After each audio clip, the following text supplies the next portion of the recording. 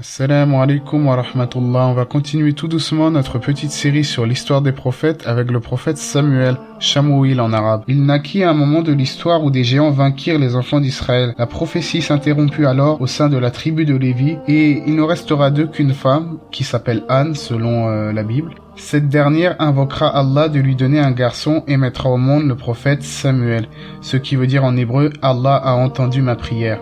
Très jeune, sa mère l'envoya au temple auprès d'un homme de droiture pour qu'il lui enseigne les textes sacrés, qu'il étudiera pendant de nombreuses années. Une nuit, l'ange Gabriel, Jibril, s'adressa à lui en lui disant « Ton Seigneur t'envoie comme prophète vers ton peuple ». Allah révélera alors dans le Coran le récit du prophète Samuel avec son peuple, en disant « Bismillah ». N'as-tu pas su l'histoire des notables parmi les enfants d'Israël lorsque, après Moïse, ils dirent à un prophète à eux « Désigne-nous un roi pour lequel nous combattrons dans le sentier d'Allah ». Il dit « Et si vous ne combattez pas quand le combat vous sera prescrit, ils dirent « Et courions-nous à ne pas combattre dans le sentier d'Allah, alors que on nous a expulsés de nos demeures et capturé nos enfants ?» Mais quand le combat leur fut prescrit, ils tournèrent le dos, sauf un petit nombre d'entre eux. Et Allah connaît bien les injustes. Et leur prophète leur dit « Wallah qu'Allah vous a envoyé Talout pour roi. » Ils dirent « Comment régnerait-il sur nous? Nous avons plus de droits que lui à la royauté. On ne lui a même pas prodigué beaucoup de richesses. » Il répondit à cela, il dit « Dieu vraiment l'a élu pour vous et lui a accru sa part de savoir et de force physique. Et Allah alloue le pouvoir à qui il veut. Allah a la grâce immense et il est omniscient. » Sourate 2.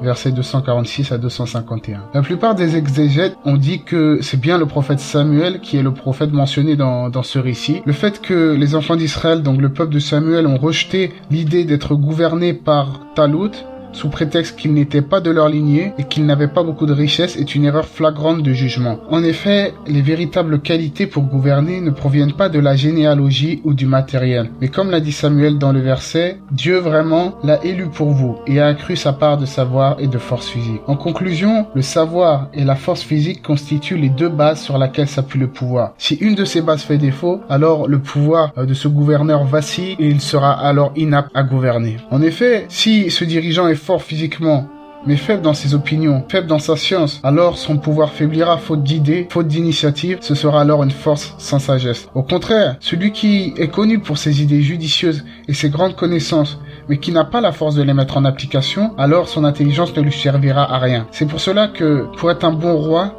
comme Allah nous l'enseigne à travers ces versets, il faut force et sagesse, et pas forcément richesse et généalogie comme l'ont prétendu certains parmi les enfants d'Israël, qui se sont opposés, si vous voulez, à ce que leur a proposé le prophète Samuel. Voilà, donc c'était un court récit, donc des prophètes ont des récits un peu plus longs que d'autres. Là, c'était un court récit du prophète Samuel. J'espère que cela vous aura été bénéfique. On se retrouve prochainement pour suivre une nouvelle histoire. Et Allah, c'est mieux, que la paix et les bénédictions d'Allah soient sur le prophète, sa famille et ses compagnons.